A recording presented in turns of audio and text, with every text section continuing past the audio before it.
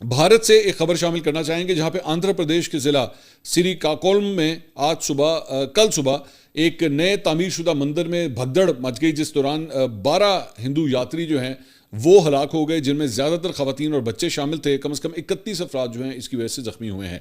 अच्छा, आमतौर पे जो हिंदू फेस्टिवल्स वगैरह भी होते हैं वहाँ पे भी इस तरह की भगदड़ मचने की वजह से जो है, स्टैम्पीड की वजह से बहुत से लोग जो है मारे जाते हैं। इनका कुंभ का मेला एक बड़ा मशहूर मेला होता है, तो वहाँ पे भी जो है वो कई दफ़ा इस तरह के हादसा हो चुके हैं कि भगदड़ की वजह से जो है वो कई लोग मारे जा चुके हैं। अब यहाँ से जो वीडियोस मौसूल हुई हैं उसमें बहुत बड़ा हजूम था, जिसके बाद सैकड़ों खवातीन पूजा की टोकरियाँ थामे सीढ़ियों के ऊपर एक दूसरे से उलझते हुए अपनी जान बचाने की कोशिश कर रही थी। बाद में मंदिर के हाथे में मुतादिद लाशें जो हैं वो बिखरी हुई देखी गई वीडियोज़ के अंदर। हुकूमती ज़राए के मुताबिक मंदिर की इंतजामिया ने मुकामी इंतजामिया को आगाह नहीं किया था कि एकादशी के मौके पर इतना बड़ा हजूम जो है वो मुतवक्के है। जहाँ भगदड़ हुई वहाँ तामीराती काम जारी था और सिर्फ एक दाखिली और ख़ारजी रास्ता था, जिसकी वजह से वहाँ पर यह वाक़या पेश आया है। इसके अलावा जनाब अमरीकी सदर जो सदर दफ्तर है वाइट हाउस, उसने जनाब सहाफ़ियों के दाखिले के ऊपर जो है वो पाबंदी लगा दी है, नई पाबंदियाँ आयद की हैं। और उन्होंने कहा है कि जी अब सहाफ़ी जो है वो प्रेस सेक्रेटरी और दीगर आला हुकाम के दफातर में बगैर इजाज़त दाखिल नहीं हो सकेंगे। आपको बाकायदा तौर पर अपॉइंटमेंट लेनी पड़ेगी, सिर्फ तभी जो है वो आप दफ्तर के अंदर एंटर हो सकते हैं। आपके चंद क्वेश्चन जो हैं वो शामिल करते हैं, बड़ी देर हो गई थी, आपके सवालात नहीं लिए थे। वासिफ सत्तार साहब का सवाल है बाबर के हवाले से, क्रिकेट के हवाले से। उन्होंने कहा जी बाबर ने जो परफॉर्मेंस दी है, क्या उसने तकीद करने वालों के मुंह बंद कर दिए हैं, और सलमान अली आगा का क्या होगा, वो तो कोई परफॉर्मेंस ही नहीं दे रहा। देखिए, बाबर के बारे में मेरे ख्याल में मैं इस सवाल का जवाब काफ़ी हद तक शुरू में ही अपने कमेंट्स के अंदर मैं दे चुका हूँ। I don't want to repeat that, लेकिन I do want to comment on Salman Ali Agha. Salman Ali Agha की जो मैंने इनिंग्स कल मैंने देखी, वो मतलब जिसे कहते हैं ना वो, अब मेरे ख्याल में अगर आप क्रिकेट खेलते हो तो यू कैन टोटली अंडरस्टैंड, उसे कहते हैं कि बल्ला मिडल हो रहा है, ठीक है, उसका बल्ला मुझे मिडल होते हुए नज़र नहीं आ रहा। मतलब मैं उसकी टाइमिंग मुझे क्लियरली जो है वो नज़र नहीं आ रही, और उसके अंदर जो है वो एक उसने चौका जो है वो मारा, वो भी मुझे लगा कि लोअर एज के ऊपर लग के जो है वो चौका हुआ है। वो नज़र आ रहा है कि इज़ नॉट इन फॉर्म, कम से कम T20 के हवाले से। I won't say that about test, लेकिन T20 के हवाले से मुझे लग रहा है कि देयर इज समथिंग रॉन्ग, वो फॉर्म में नहीं आ रहा। और ये सिलसिला जो है वो एशिया कप से चल रहा है। अब या तो T20 का जो एक प्रेशर बिल्डिंग फॉर्मेट है, ऑब्वियसली आपके ऊपर एक प्रेशर होता है कि जनाब कोई चौका मार रहे हैं, आपने कम से कम 8-9 रन तो करने हैं एक ओवर के अंदर, वो प्रेशर जो है that is too heavy for him. So इसलिए मुझे भी जो है वो सलमान अली आगा के मामला के ऊपर जो है वो काफ़ी डाउट्स हैं। अच्छा जी, इसके अलावा अबू बकर सुल्तानी साहब हैं, उन्होंने सवाल किया, मंसूर भाई मेरे ख्याल में तो अफगान तालिबान से मुज़ाकरात का कोई फ़ायदा नहीं, आपका क्या ख्याल है? अबू बकर भाई, मैं ऑलरेडी इसके बारे में ये कह चुका हूँ कि मैं भी ज़्यादा कोई पुरुमीद नहीं हूँ। I don't expect much from the Afghan Taliban. मुझे नहीं लगता कि इनसे कोई मुज़ाकरात करेगा कोई फ़ायदा, और अगर आपने कर भी लिए तो ये इसको पूरा नहीं करेंगे, ये इन चीज़ों को पूरा नहीं करेंगे। सो मेरे तो डाउट्स हैं इस बारे में। मोहम्मद फिदा साहब का सवाल है, मंसूर साहब सुहेल अफरीदी ने तो अपनी काबीना बना ली है, क्या अब उनको इमरान खान से मुलाकात की इजाज़त मिल जाएगी या नहीं जाएगी, लेकिन मिलनी चाहिए। मैं तो इवन इस काबीना के बनने से पहले भी ये समझता था कि उनको मिलने की इजाज़त होनी चाहिए। वो एक इलेक्टेड CM है, और वो मतलब अगर जाके अपने लीडर से मिलना चाहते हैं, मुझे तो उसमें कोई प्रॉब्लम नहीं है।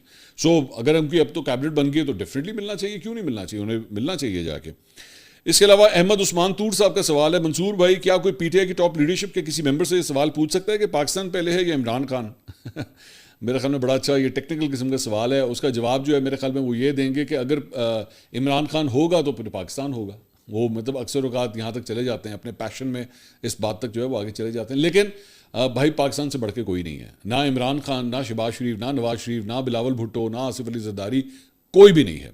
पाकिस्तान है तो हम सब हैं, मंसूर अली खान है या इमरान खान है, ये सारे हैं, वरना हम कुछ भी नहीं है। हमारी कोई पहचान नहीं है। हमारी पहचान जो है वो सिर्फ पाकिस्तान का झंडा है, पाकिस्तान का रंग है, पाकिस्तान का नाम है, वरना हम कुछ भी नहीं है। तो इमरान खान अगर है, मिसाल के तौर पे अगर वो एक शख्सियत हैं, तो वो कहाँ से बने थे बताइए मुझे? वो क्रिकेट से बने थे ना। वो क्रिकेट की किस टीम से बने थे? पाकिस्तान की टीम से बने थे। जब उन्होंने पाकिस्तान का झंडा पहना था, जब वो पाकिस्तान टीम की कप्तानी करते थे, तो पाकिस्तान की वजह से थे। तो अगर पाकिस्तान ना होता तो क्या पता आज इमरान खान क्या कर रहे होते? यू डोंट नो ना वो कभी क्रिकेट के शायद कप्तान बनते, ना वो आगे उसके बाद सियासतदान बनते, और ना कभी फिर वो वज़ीर आज़म बनते, और ना हो सकता है उसकी वजह से आज अडयाला जेल में होते। ये भी तो है। So it is Pakistan is always first. अच्छा जी, इसके अलावा मोहम्मद शफी साहब का कराची से सवाल है, जो यूट्यूबर्स बाहर बैठे हैं और गलत खबरें और झूठ बोलते हैं, इंडिया के झूठ को फैलाते हैं, क्या हुकूमत पाकिस्तान उनके खिलाफ एक्शन नहीं ले सकती? क्या एक्शन लें जी, बताइए आप? वो क्या एक्शन ले सकते हैं? एक वो जो यूट्यूबर बाहर बैठा हुआ था, उसके अगेंस्ट तो यूके के अंदर केस हुआ, हार गया, वो हार गया। लेकिन इतनी बेशर्मी है कि वो आज तक इस बात को माना नहीं कि मैं हार चुका हूं। और मैं बाकी मैं तो मतलब यूके के, अच्छा उसने आगे से यहां तक कह दिया जी यूके की कोर्ट्स भी जो है वो पाकिस्तान के इन्फ्लुएंस में आ गए। भाई मेरी गल सुन जी, अगर पाकिस्तान का असरो रसूख यूके की कोर्ट्स तक पहुंच गया ना तो पुत्र साढ़े वर्गा फिर बड़ा कोई सुपर पावर है ही नहीं। अगर हमारा इतना असर रसूख अगर शुरू हो गया, ये नहीं मानना कि मैंने झूठ बोला, ये नहीं मानना कि मेरे पास सबूत नहीं था, ये नहीं मानना कि मैंने जो है वो बिला वजह अगले की जो है वो मैंने तस्दीक की है। इसी से पता लगता है ना, इसी से पता लगता है इन लोगों का ट्रैक रिकॉर्ड क्या है। और आपस में लड़ी जाते हैं यार, ये तो आपस में एक दूसरे के कपड़े उतारते हैं, इनके बारे में बंदा क्या बात करेगा। इसके अलावा जनाब समी खान साहब का सवाल है, मंसूर भाई आपकी शेरफ मरवत के साथ सुलह कैसे होगी, क्योंकि उसने आप पर एक केस किया हुआ था। जी बिल्कुल किया हुआ था, और मैं तो उस केस का बिल्कुल सामना भी कर रहा था, लेकिन मरवत साहब को जो है वो फील हुआ कि शायद चीज़ों को जो है वो रिजॉल्व करना चाहिए। और मैं तो हमेशा आपसे कहता हूँ, मेरा किसी से पर्सनल एजेंडा तो है नहीं, मैं कभी भी नहीं है। मैं तो अपने बड़े से बड़े नाकिद को भी, मैं आज बिल्कुल ये खुल के बात कर रहा हूँ, मैं बड़े से बड़े नाकिद को भी अगर वो कहे ना कि जी मैं आपके प्रोग्राम में आपको आके जो है मैं फेस करना चाहता हूँ, मैं आपके सामने बैठना चाहता हूँ, हाजिर। ये बात मैं कई दफ़ा कह चुका हूँ, पिछले कई सालों से मैं कह रहा हूँ। ये मेरा पॉडकास्ट का ये मतलब ये चैनल भी है, हम लोग इंटरव्यूज़ करते हैं। एनीवन, वो मेरे से बड़ा क्रिटिक भी हो और मुझे कहे कि जनाब मैंने आपके सामने आके बैठना है और मैं जो है वो आपसे क्वेश्चन करूँगा, 100 बिस्मिल्लाह, प्लीज़ तशरीफ़ लाइए, नो इश्यूज़ एट ऑल। तो मुझे शेरफ मरवत साहब के साथ मेरा बड़े इज़्ज़त और एहतराम का रिलेशनशिप था और अभी भी है, इवन दो बेशक उन्होंने केस किया था। लेकिन बाद में बहरहाल उन्होंने हमें इन्फॉर्म किया कि जी मैंने अपनी वकला की टीम को कह दिया कि ये केस जो है आप वापस ले लें। So kind of him, thank you so much. लेकिन अगर वो उस केस को लेके जा रहे थे तो हम भी परसू करने के लिए तैयार थे, हमारे भी लॉयर जो है वो कोर्ट में खड़े हुए थे, कोई ऐसी बात नहीं थी।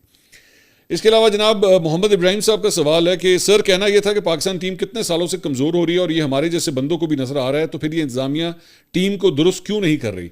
मेरे भाई मैं बार बार ये कहता हूं कि आपके पास यही टैलेंट है। मैं आपके सामने 25-30 खिलाड़ी रख देता हूं, इन सबको उठा के साइड पे कर दें। चलें मैं एग्जांपल रखता हूं आपके सामने, बाबर है नहीं है, रिजवान है नहीं है, सलमान वो अली आगा है, या मैं सलमान अकरम राजा कहने लगा था, सलमान अली आगा है या नहीं है। आप इन सब 25-30 को उठा के साइड पे रख दें, आप ले आए 25-30 और अपनी मर्जी के उठा के ले आए और मुझे प्रूव करके दिखा दें कि ये वाले 25-30 जिनको आप साइड पे करेंगे ये उनसे बेहतर है। आपके पास जो टैलेंट है वो यही है। आप इसमें ये हो सकता है कि हम और आप जो है वो इकट्ठे बैठे हुए हैं, आपकी शायद प्लेइंग 11 और हो, मेरे शायद प्लेइंग 11 और हो, लेकिन वो प्लेइंग 11 इस 25-30 में से निकलेंगे। ये नहीं हो सकता कि आप मुझे प्रूव कर दें कि जनाब नहीं, ये जो 25-30 का जो पूल है ना, जो टॉप के 25-30 के पूल है, इसमें से इसके अलावा जनाब बाकी सारे टैलेंटेड लड़के से बाहर, यही सबसे बेहतर है आपके पास।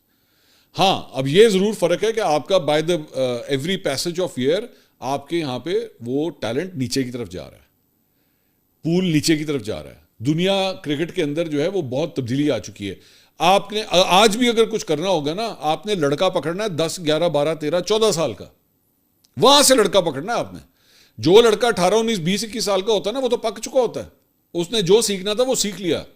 आपको पता है, मैं एक छोटी सी आपको बात बताता हूं। मिसाल के तौर पे एक बैट्समैन है, एक बॉलर है, उसका एक नेचुरल स्टाइल है कि उसने कवर ड्राइव एक तरीके से खेलनी है, फॉर एग्जाम्पल जिस भी तरीके से खेलनी है। वो एक दफा जब आ जाता है ना नेशनल स्टेज के ऊपर, फिर उसकी कवर ड्राइव को तब्दील करना बहुत मुश्किल काम है, बहुत डिफिकल्ट काम होता है। लर्न करना आसान है, अनलर्न करना बहुत मुश्किल काम है। अनलर्न क्या होता है? जो आपको सिखा दिया गया, मिसाल के तौर पे आसान अल्फाज में समझाता हूं, ABCDEFGH। अब ये ABCDE ही आपको आएगा, आप नो मैटर वो आप बोलते रहे, हर दफा आप यही कहेंगे ABCDEFGH। मैं सडनली अगर आपको कह दूं ना भाईजान आज से ABCEFG है, डी बीच में से खा जाए, आपको लग पता जाएगा कि डी को बुलाना किस तरह, आपको लग पता जाएगा। बहुत मुश्किल काम होता है ये। तो इसलिए आज अगर आपने काम करना है ना, तो लड़का वो पकड़े जो 10 से 15 के ब्रैकेट के अंदर है, वो है आपका फ्यूचर, वो अगले 10 साल हैं, वो पाकिस्तान टीम के अगले 10 से 15 साल हैं, उस पर कॉन्सेंट्रेट करें। हमारे यहां अफसोस की बात यह है कि उन पर कॉन्सेंट्रेट नहीं किया जाता। अगली वीडियो में आपसे दोबारा मुलाकात होगी। अल्लाह हाफिज।